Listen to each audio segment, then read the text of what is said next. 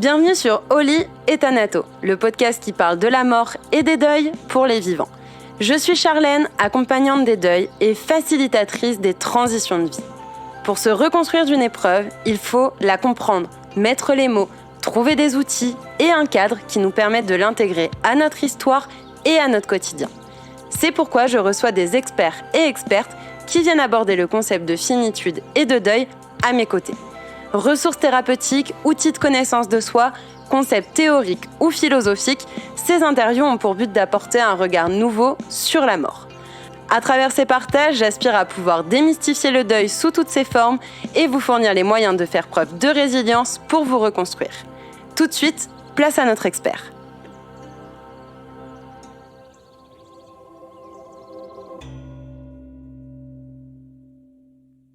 Bonjour à tous et à toutes. Merci encore une fois de votre fidélité et de votre confiance sur le podcast Oli et Thanato.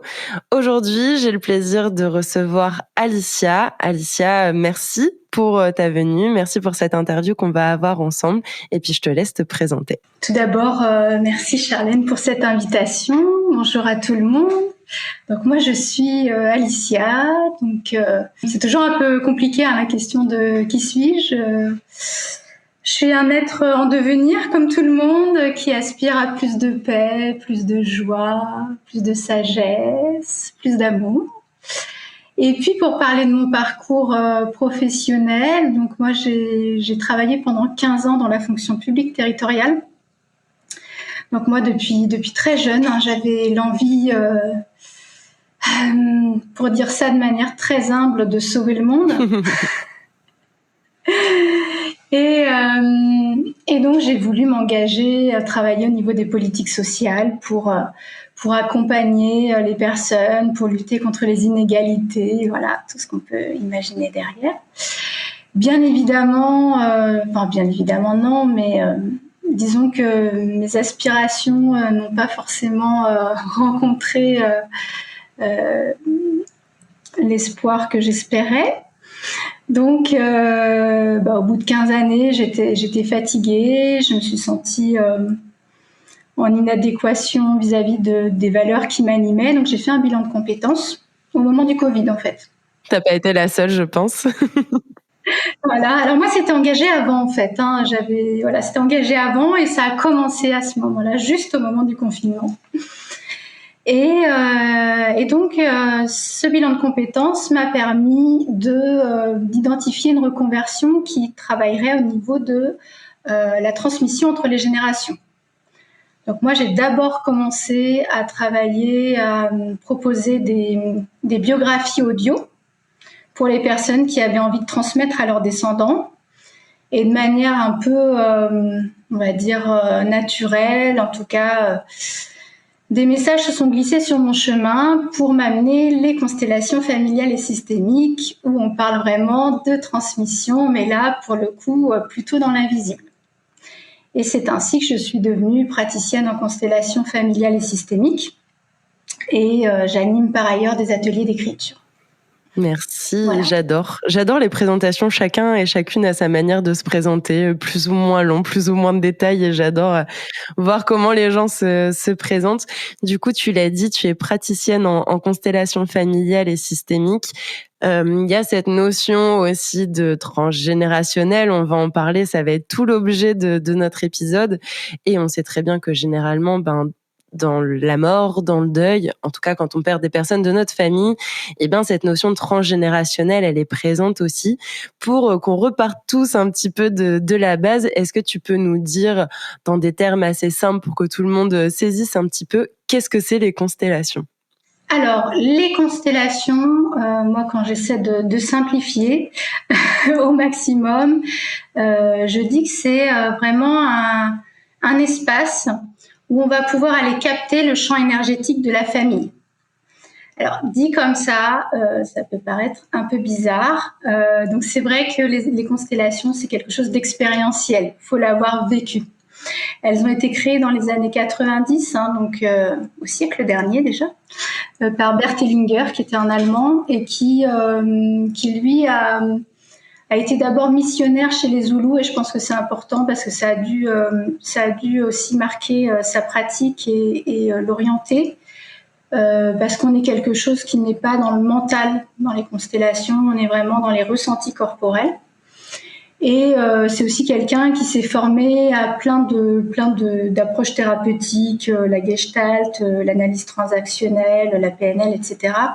Donc il y a mis un peu tous ces outils-là. Et les constellations familiales, c'est vraiment une approche phénoménologique, donc c'est-à-dire qu'on s'appuie sur l'expérience. Voilà. Donc on va faire avec ce qui est présent. Il y a très peu de théorie en fait en constellation. On va vraiment utiliser ce qui est là. Et ce que je n'ai pas dit et qui est très important, c'est que c'est une approche systémique. Donc on va vraiment s'appuyer sur la notion de système. Si un individu a une difficulté, c'est pas l'individu qui pose problème. D'ailleurs, c'est pas non plus sa famille, mais on va aller voir en fait par les constellations qu'est-ce qui se passe au niveau du système familial. Donc en fait, on parle de constellation familiale, mais ça peut tout aussi bien s'appliquer à tout type de système. Donc on peut faire des constellations professionnelles, on peut faire des constellations sur la guerre en Ukraine. Enfin voilà, ça s'applique à tout type de système, mais on l'utilise beaucoup effectivement au niveau du familial puisque c'est ce qui nous façonne. J'adore parce que les constellations, je trouve que c'est toujours tu l'as dit, c'est expérientiel. Il y a cette notion un peu de concept et je trouve que tant qu'on l'a pas vécu ou qu'on n'a pas mis des images dessus, c'est vachement difficile, je trouve, de se l'imaginer, de se le représenter. Si j'essaye de redonner un petit peu des mots-clés, donc comme tu l'as dit, il y a cette notion de systémique, qu'elle soit familiale, qu'elle soit professionnelle, du moment où il y a au minimum 2 personnes, et donc cette notion de relationnel. Il y a aussi ce côté énergétique, spirituel, quelque chose qui est vraiment basé sur l'expérientiel, qui est vraiment, je pense, important à préciser. Et si ça vous paraît encore flou, eh ben c'est ok, on va avancer avec ça, et peut-être que tu peux nous dire un petit peu comment ça se passe dans la pratique justement, parce qu'il n'y a pas vraiment de théorie comme tu l'as dit. Comment ça se passe un peu dans la pratique pour peut-être éclairer les lumières de celles et ceux qui sont perdus. Alors, très très concrètement, donc les constellations, elles peuvent se dérouler en individuel ou en groupe. Donc, si on est en groupe, je vais donner un exemple. Mettons que j'ai une difficulté relationnelle avec ma mère. On va à ce moment-là, je vais prendre vraiment un exemple là. Je vais, moi, en fonction de l'échange que j'ai eu avec le constellant, donc la personne qui va faire sa constellation, je vais lui demander de choisir quelqu'un parmi le groupe pour la représenter elle. Et je vais lui demander de choisir quelqu'un pour représenter, mettons, là, dans ce cas-là, pourquoi pas sa mère, mais peut-être pourquoi pas sa grand-mère. Et puis parfois aussi même des concepts. On peut faire représenter l'amour, la mort, voilà. Et donc une fois que ces personnes sont choisies, elles sont dans la pièce, debout, si je parle de manière très pragmatique, et on va observer ce qui se passe. Et de manière assez étonnante, et c'est là que je dis qu'il faut vraiment l'avoir vécu, parce que les gens qui ne l'ont pas vécu ne comprennent pas comment ça peut se passer, et c'est vrai qu'il y a un aspect un peu mystérieux. C'est qu'à chaque fois, donc la personne qui va représenter le constellant, la personne pour qui on fait la constellation, elle va ressentir des choses extrêmement similaires à la personne, elle peut utiliser des mots qui lui sont propres.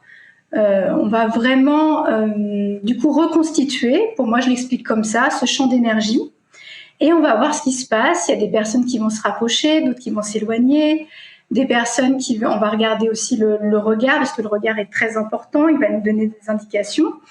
Parfois, là où regardent les personnes, ça va nous donner des indications s'il y a des défunts justement qui s'invitent dans la constellation. Et donc moi, je vais interroger les personnes sur leur ressenti corporel. Je vais leur dire, qu'est-ce qui se passe dans ton corps ?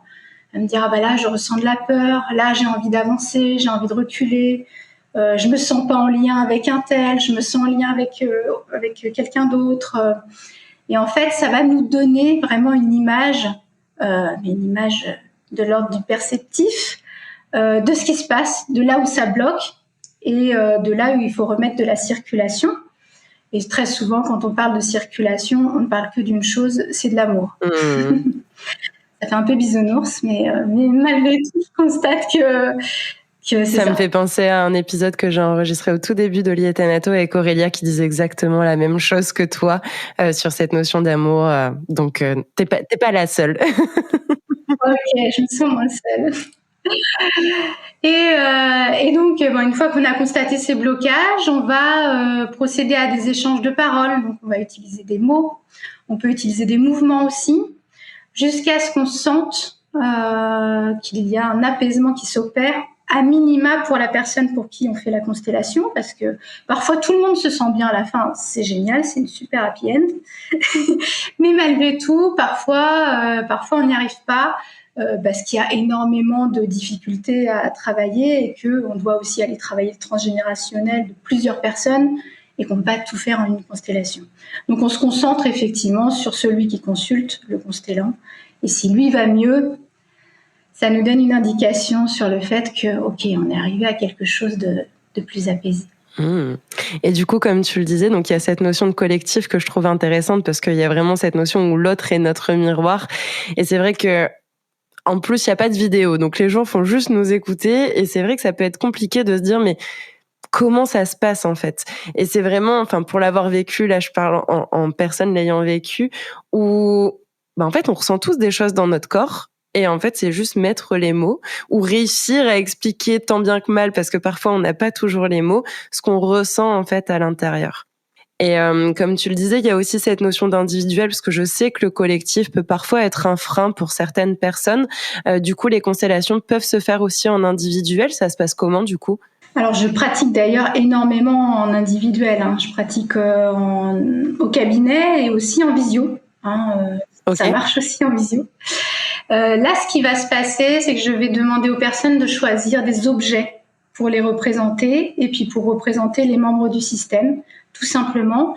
Et ce qu'on va faire, en fait, ça va être assez similaire. On va utiliser nos perceptions corporelles, donc à la personne et moi-même, pour voir ce qui se passe. Voilà, tout simplement. Alors, c'est un aspect un peu moins sensationnel, mais j'ai constaté que c'était tout aussi efficace. J'ai envie de dire, c'est peut-être le plus important, finalement. C'est le plus important, mais bon, c'est bien que dans notre société, des fois, on a envie de choses un peu spectaculaires. Oui, on est dans cette société un peu de spectacle. Voilà. Mais bon, c'est vrai que l'impact est exactement le même. Et c'est vrai que, comme tu l'expliquais, pour des personnes qui sont pas à l'aise dans le groupe ou qui n'ont pas envie de se livrer sur certaines problématiques, d'ailleurs n'importe lesquelles, l'individuel est plus adapté, et l'individuel me permet à moi d'être dans une logique d'accompagnement, là où bien sûr que j'accompagne en collectif, mais c'est pas la même relation, c'est pas les mêmes dynamiques. On est vraiment plus sur une approche d'accompagnement, cocooning, voilà. Ok. Du coup, oui, c'est vrai que les constellations familiales et systémiques, comme tu l'as dit, c'est pas obligatoirement lié de base à un deuil ou à la mort, même si je crois que tu l'as dit déjà comme ça, le deuil et la mort peuvent s'inviter dans les constellations, et on y viendra ensuite. Mais c'est vrai que moi, je parle souvent un peu de 3 grandes étapes qui sont pas linéaires dans le deuil, qui sont celles d'accueillir, de libérer et de renaître.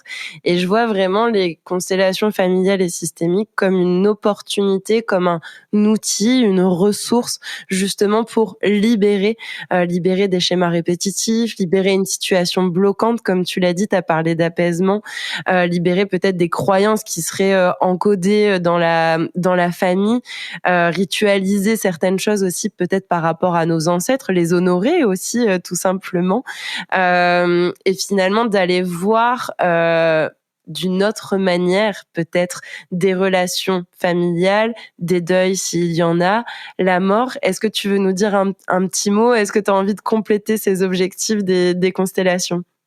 Alors, ça me semble extrêmement complet, tout ce que tu nous as, listé. En fait, ce qui va être très prégnant dans les constellations, c'est... alors, je n'ai pas parlé de tous les principes et je ne vais pas vous embêter avec ça. C'est quand même un tant soit peu de théorie malgré tout. Et il y a un grand principe qui est le principe d'appartenance. C'est-à-dire que dès lors qu'une personne n'aura pas été vue, n'aura pas été reconnue dans un système, ça va se manifester plus tard. Donc probablement avec des blocages que va ressentir la personne en difficulté. Et donc les constellations, elles nous permettent de rendre visibles ces défunts-là et de pouvoir leur redonner toute leur place dans le système. Parce qu'on a des cas, par exemple, les personnes qui ont commis des meurtres, les personnes qui ont commis de l'inceste, ce sont des personnes qui sont exclues en fait des systèmes familiaux. Très souvent, c'est une logique d'exclusion. Et ça va générer des incidences très fortes pour les descendants. Et très souvent, on va avoir un descendant qui va manifester quelque chose en lien avec ça. Donc, dans la constellation, nous avons très souvent des invités qui expriment « Coucou, je suis là, vous m'avez oublié ». Alors, ils n'expriment pas comme ça, ce serait trop chouette, mais, mais à ce moment-là, tout le monde regarde vers un endroit, on se dit « Oh, il y a quelque chose là », en fait, il y a quelqu'un. Et d'où l'importance, en fait, de rétablir vraiment l'ensemble du système, la place de chacun, de manière à ce que les descendants soient totalement apaisés. Et puis sur la question du deuil, encore plus spécifiquement, j'ai eu un exemple récemment que je n'avais pas encore eu, parce que généralement quand je travaille la question du deuil, ce sont des personnes vivantes aujourd'hui qui sont en difficulté par rapport au deuil d'un de leurs proches. Et là, j'ai constaté, donc c'était une personne qui venait pour une addiction.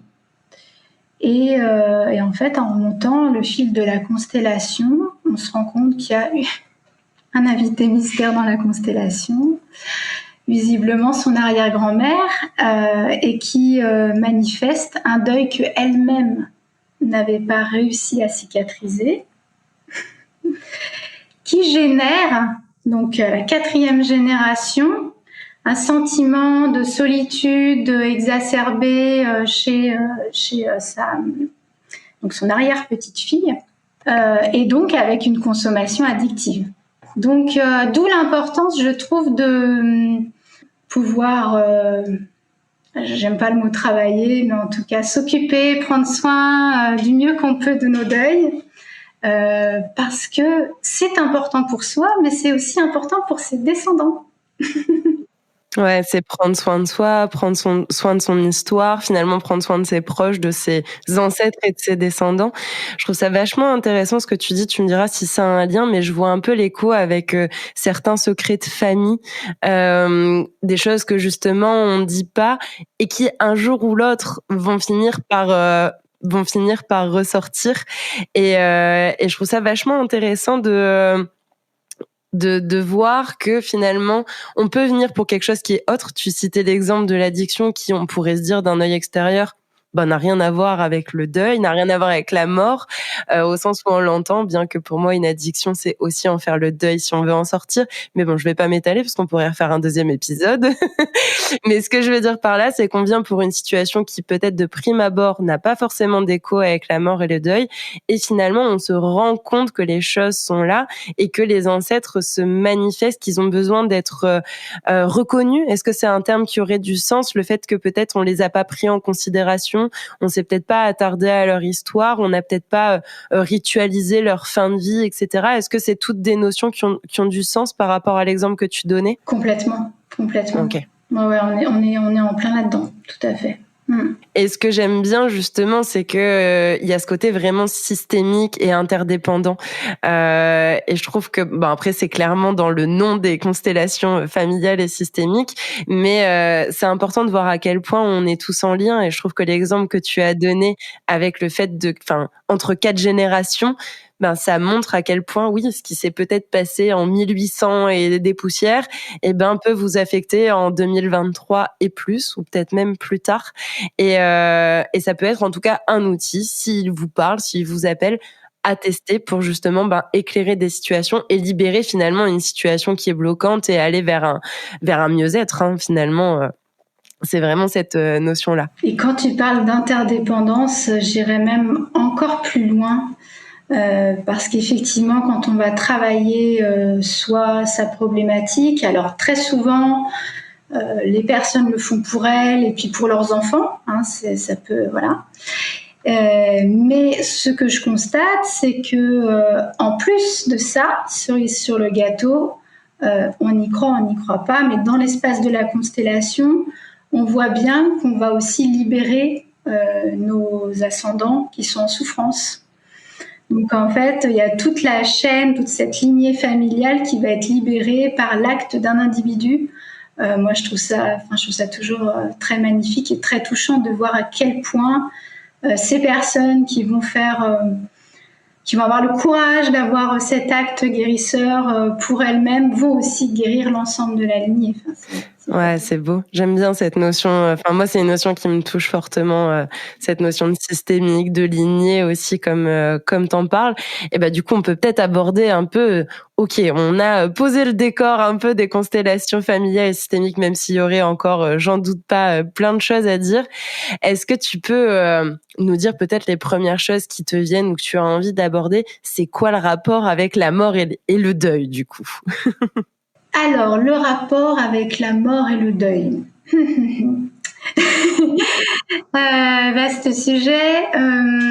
Bon, il est de toute façon, dès lors qu'on va travailler en constellation, très souvent, la question de la mort va s'inviter, comme je le disais tout à l'heure.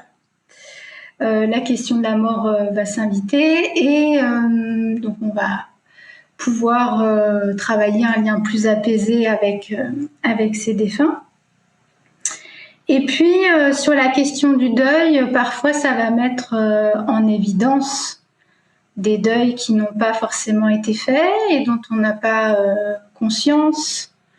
On va très vite voir quand il y a une relation avec un proche qui est encore en souffrance. On va aussi voir à quel point parfois le lien peut être... Alors là, je vais mettre quand même un peu de... je vais mettre des guillemets et des précautions, mais dans l'espace de la constellation, on peut constater qu'il y a certains défunts qui peuvent être un peu en difficulté, qui sont très très liés à des personnes vivantes, parce qu'il n'y a pas l'espace, alors moi je l'explique comme ça, je le dis comme ça, de monter vers la lumière, parce que le lien est encore trop empreint de souffrance. Donc ça peut être constaté lors des constellations, de même qu'on peut avoir, du coup, la personne qui est vivante, elle va se comporter d'une certaine manière au sein de la constellation, qui va nous indiquer très fortement qu'elle a une envie de rejoindre le défunt. Ça ne veut pas dire qu'elle va se suicider, hein, mais il y a cet élan en fait. Il y a cet élan de vouloir aller rejoindre l'autre. Et on va pouvoir travailler ça en constellation. Il y a une phrase qu'on fait dire assez souvent dans ces cas-là, c'est je vis encore un peu et j'irai te rejoindre après. Et généralement, ça apaise le vivant, le défunt également. Et parfois, il faut aller aussi un peu plus loin au niveau du défunt. Alors, moi, je parle de l'espace de mes constellations, de ce qui se passe dans mes constellations, et c'est mon expérience. C'est pas forcément l'expérience de tout le monde parce qu'on a une manière de faire les constellations qui peut être différente. Moi, je constate qu'il y a aussi beaucoup de passages d'âme qui se font. Donc, besoin d'aider le défunt à aller vers la lumière. C'est pas toujours le cas, hein. Parfois ça va très bien.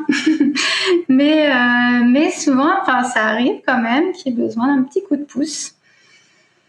Donc, qu'il y ait aussi une permission qui soit donnée parfois par le vivant. Il y a un échange qui se fait dans les deux sens pour permettre à chacun de mener sa vie dans les mondes subtils et mondes matériels. Ouais, ce que tu nous partages finalement, c'est vraiment le continuum entre la vie et la mort. Et ce que j'aime bien, parce que finalement, la mort n'est pas juste la ligne d'arrivée de la vie, c'est vraiment les deux faces d'une seule et même pièce. C'est pas juste la fin, c'est en partie la fin, mais pas que. Il y a vraiment ces notions-là dans que ce soit dans ce que tu nous partages là ou dans tes constellations. dans tes espaces?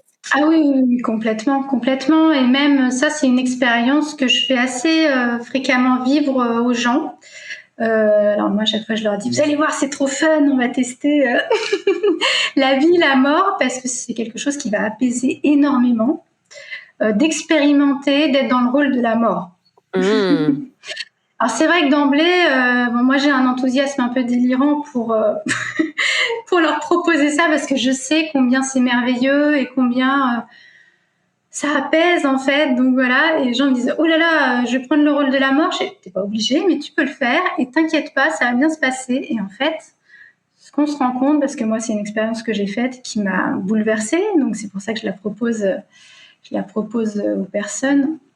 Donc quand on demande à une personne de représenter la vie et une personne de représenter la mort, on se rend compte de quoi? Pas du tout qu'elles sont opposées ou qu'il y en a une qui est sombre et l'autre joyeuse. Il y a énormément de joie dans les deux. Et il y a énormément, généralement, de connexion, d'amour. La dernière fois que je l'ai fait, c'était pas plus tard qu'il y a une dizaine de jours. Et c'est vrai que les personnes qui étaient là ont été assez bouleversées par ce lien qu'elles ont senti entre vie et mort, qui était un lien très doux, en fait. On accède à une forme de sagesse universelle, en fait.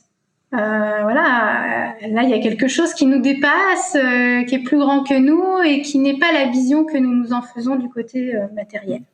Ouais, donc du coup, tu dirais que la personne qui de base peut être peut-être un peu réfractaire ou inquiète de se dire oh, je vais prendre le rôle de la mort, finalement, on ressort avec une forme d'enseignement, de sagesse, de compréhension du coup sur la vie. Complètement. C'est ça? Complètement. De toute façon, les constellations sont des enseignantes en fait. Hein. C'est enseignant, c'est un processus enseignant. Et comme on le vit dans le corps, c'est encore plus fort que d'entendre des paroles ou de lire un livre.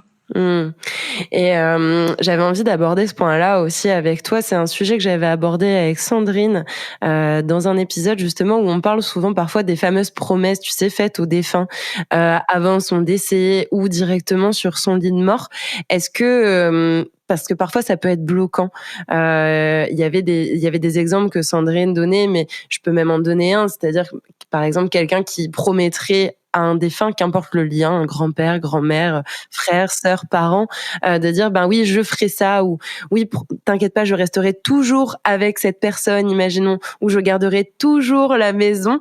Et quand on les fait, on les pense la plupart du temps, mais peut-être que X semaines, mois, années, dizaines d'années après, ça peut finalement parfois être une situation bloquante. Est-ce que c'est des choses que tu vois ou pas du tout? Alors, je ne l'ai pas constaté, je ne l'ai pas vécu. En tout cas, c'est pas arrivé dans les cas qui se sont présentés. Néanmoins, ce serait quelque chose qu'on pourrait tout à fait travailler en constellation. Enfin, ce serait vraiment l'espace pour aller l'explorer et pour aller libérer ça. Ce que je constate, par contre, ce sont plutôt des promesses implicites ou des loyautés implicites, des croyances. C'est encore plus pernicieux. T'as un exemple pour l'illustrer? Je me souviens d'une jeune femme qui avait la croyance que elle devait perpétuer quelque chose par rapport à sa grand-mère. J'arrive plus vraiment à me souvenir quoi, mais en tout cas, ça l'a bloquée dans sa vie personnelle et sa vie amoureuse. Il y avait une grosse pression qu'elle se mettait, alors de transmission je trouve plus exactement de quoi il s'agissait. Est-ce que ça fait écho quand parfois on dit ben oui, je sais pas, t'es comme ton grand-père ou t'es comme ta grand-mère et du coup on reste attaché à ces choses-là et on continue de peut-être représenter un certain trait de personnalité qu'on nous dit en commun avec un grand-parent. Est-ce que c'est de cet ordre-là ou pas forcément? Ça pourrait, oui, tout à fait, oui, ça pourrait. Là, il n'y avait pas d'injonction spécialement. C'est la personne toute seule qui s'était dit qu'il fallait qu'elle soit comme sa grand-mère, qu'elle avait hérité en fait. D'accord. C'était une sorte d'héritage inconscient.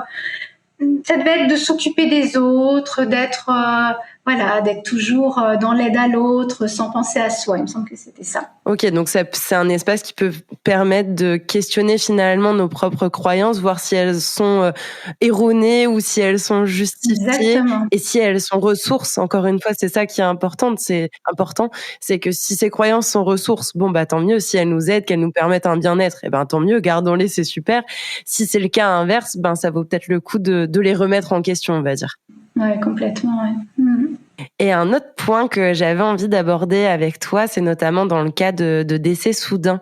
Alors, je pense soit à un accident de la vie ou à un accident de la route. Je pense aussi au suicide, par exemple, où il peut y avoir plusieurs, enfin en tout cas deux choses que j'avais envie d'aborder. La première, c'est le fait que on n'a pas pu dire au revoir, parce que le principe même d'un accident, c'est que ça arrive alors que c'était pas prévu. Pour un suicide, la plupart du temps, la personne ne cherche pas à dire au revoir, donc c'est quelque chose qui peut être très compliqué pour les proches. Et la deuxième, c'est que parfois, quand les corps sont fortement abîmés, on n'a pas la possibilité de les voir à la morgue, par exemple, et on a aussi ce besoin en tant qu'être humain de voir pour croire.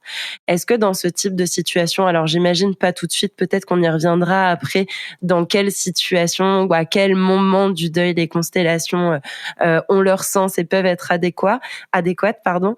Mais justement, est-ce que cette notion de dire au revoir, de voir pour croire, c'est des choses qui peuvent être abordées dans ces espaces?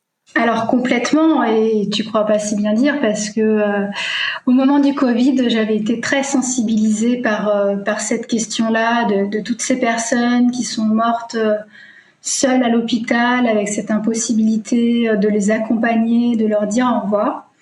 Et à cette occasion, bon, j'en ressentais déjà l'appel avant, mais ça a créé quelque chose de déclencheur chez moi.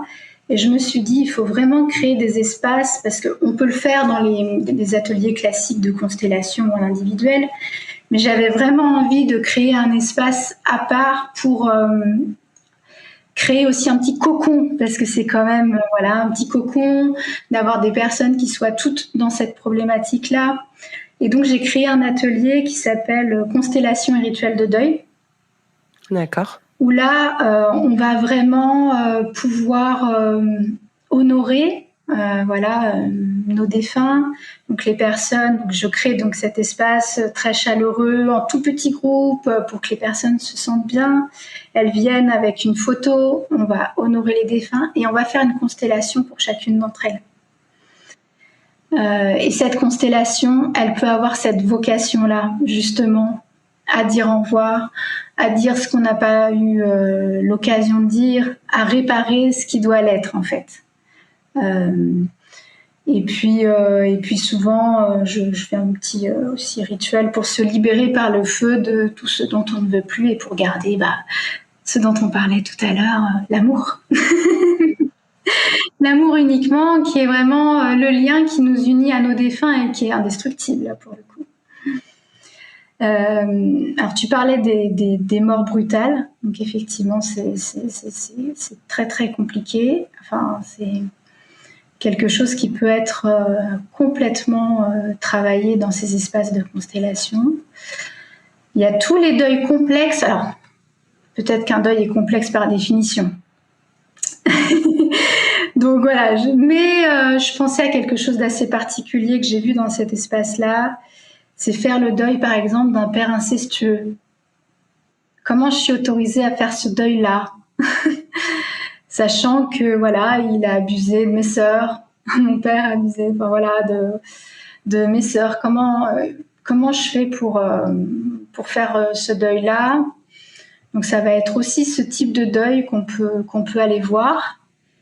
Et ce qui s'est présenté à moi, auquel je ne m'attendais pas, c'est les deuils des personnes qu'on n'a pas connues. Intéressant. Ça, je ne m'y attendais pas du tout, mais dans cet espace se sont présentés aussi ces deuils-là, c'est-à-dire que, en fait, des personnes qui ressentent que le lien n'est pas apaisé par rapport à un défunt, quel qu'il soit. Donc finalement, ceux dont tu parlais, c'est ceux qui sont criants, et qui ont besoin, bien sûr, de tout cet espace-là, mais il y en a aussi d'autres. Il y a aussi, finalement, des défunts qu'on a très peu connus mais qui vont nous habiter d'une certaine manière et dont on sent qu'ils vont nous impacter dans notre vie et avec lesquels on a besoin de construire une relation apaisée. J'aime bien cette notion d'apaisement, de réparation, comme tu l'as dit. On a cité le mot libération aussi, justement. Je trouve que c'est des termes qui ont beaucoup de sens dans le deuil et qui, en plus de ça, semblent avoir beaucoup de sens aussi dans les constellations et dans les objectifs qui sont derrière les constellations, en fait. En fait, ça va être de la libération et puis on remet de la circulation. Là, tu vois, je parlais du père incestueux, on a remis de l'amour. Parce que malgré tout, il y a de l'amour. Et donc une autorisation à faire ce deuil-là, parce que tant que je ne m'autorise pas, je reste bloquée avec cette difficulté, cette ambiguïté, et malgré tout, donc cette jeune femme, elle m'expliquait, alors tu parlais de la temporalité, ça faisait 11 ans qu'elle était en difficulté vis-à-vis de ce lien avec son papa. Et que dès qu'elle entendait une musique qui lui faisait, la musique qu'elle avait mis à son enterrement, elle pleurait. Les anniversaires étaient très compliqués. Et à partir du moment où on a fait cet atelier-là, elle m'a dit oh là là, il y a eu son anniversaire. J'ai écouté cette musique avec plaisir. Ça a permis en fait d'autoriser le deuil et puis aussi de remettre de l'amour, tout simplement. Ouais, de remettre de la vie dans la mort et Exactement, de la mort dans la vie. Ouais. Et alors le mot peut être parfois pris difficilement par les personnes qui sont nouvellement en deuil, mais une forme de sérénité et de légèreté. Ça veut pas dire une joie à ce que la personne soit partie, mais c'est finalement le chemin de la reconstruction et de l'acceptation. Et du coup, justement, sur cette notion de durée par rapport à un deuil, si on reprend l'exemple de ce deuil, est-ce qu'il y a une durée que toi tu préconises ou vaut mieux avoir cheminé pendant peut-être un certain temps ou en être déjà sur un chemin de reconstruction avant de venir faire une constellation familiale et systémique, parce que je pense que voilà, il y a cette notion de mouvement, ça remue, ça bouge, et venir remuer quelque chose qui est peut-être déjà un peu en train de s'effriter, ça peut être plus compliqué. Dans ce que tu as pu voir et dans ton expérience, qu'est-ce que tu préconises? Alors effectivement, je laisserais un peu de temps entre la mort de la personne, mais ça va être très variable. Après, le processus va être très variable en fonction des individus. Si je dois être juste sur une temporalité, je dirais que dans les 6 mois à 1 an qui suivent la mort, c'est pas le bon moment. C'est sûr. D'accord. Voilà, c'est trop tôt. C'est trop tôt. Après, je pense que chacun peut ressentir s'il a envie ou besoin plutôt, et envie quand même, d'aller explorer cette dimension-là. Ça va être très personnel, mais je dirais pas les premiers temps, ça c'est sûr. Ouais. Donc finalement, ce serait vraiment quand il y a un sentiment de blocage. Parfois, c'est des mots aussi qui ressortent chez certaines personnes endeuillées où le temps a avancé, mais j'ai comme l'impression d'avoir ce plafond de verre, un truc qui est là, qui est invisible, mais qui me limite, qui me bloque et qui fait que j'ai encore ce poids. Il y a quelque chose qui est encore assez lourd et j'ai pas encore trouvé cette sérénité et cette légèreté. C'est peut-être le genre de situation où ça peut être le bon moment, justement, pour le coup. Oui, tout à fait. Oui. C'est très juste ce que tu évoques. Eh bien, écoute, Alicia, merci beaucoup. Je pense que c'est un épisode qui était très, très riche. Est-ce qu'il y a quelque chose qu'on n'a pas abordé qui te tiendrait à cœur de pouvoir partager? Si on a tout abordé, est-ce qu'il y a un petit mot que tu veux rajouter, une ressource, un conseil? Si, peut-être une petite chose, c'est que j'ai quand même constaté que les constellations amenaient très souvent chez des personnes très cartésiennes, et je sais je sais de quoi je parle plutôt, puisque moi je suis à l'origine très cartésienne. Ça amène quand même une ouverture. Et pour certaines personnes, j'ai vu que ça avait pu bouleverser en positif leur croyance sur la vie après la mort. Donc il y a aussi cette dimension de relation, alors peut-être spirituel, hein, si on utilisait des grands mots, qui peut aussi être une ressource. C'est vachement intéressant et du coup, ça me permet de faire une ouverture. On en avait parlé un petit peu, le lien à la psychogénéalogie. C'est vrai qu'on ne l'a pas mentionné, mais je vais le dire comme ça avec mes mots, c'est comme si un peu la psychogé, c'était le côté un peu plus théorique et la constellation, enfin les constellations, le côté un peu plus de mise en pratique. Donc si peut-être les constellations aujourd'hui vous intriguent, vous questionnent, mais que vous êtes peut-être pas prêt encore à faire le pas, et ben pourquoi pas déjà tester un peu la psychogénéalogie et aller voir ensuite vers des constellations. Bah, si tu veux nous en dire un petit mot, mais j'ai le sentiment que c'est vraiment deux approches qui sont complémentaires sur cette notion du transgénérationnel. Complètement, effectivement. Dans la psychogénéalogie, donc très souvent on va faire un génosociogramme. Donc on va utiliser tout le matériau qu'on a, dont on a connaissance, et puis ensuite on va l'étudier. Donc c'est quelque chose, on va examiner, on va l'étudier, on va faire des liens. Donc on est dans le mental et c'est très bien. Hein, ça peut être un support pour ensuite aller vers les constellations. Voilà. Après, on n'a pas forcément besoin de passer par là pour aller aux constellations. Mais c'est vrai que souvent, les constellations, elles viennent apporter un éclairage supplémentaire quand on a déjà fait de la psychogénéalogie. Il y a des gens, même là, cette semaine, j'avais une personne qui est venue avec son génosociogramme, qui aurait pu nous servir, mais nous ne l'avons pas ouvert.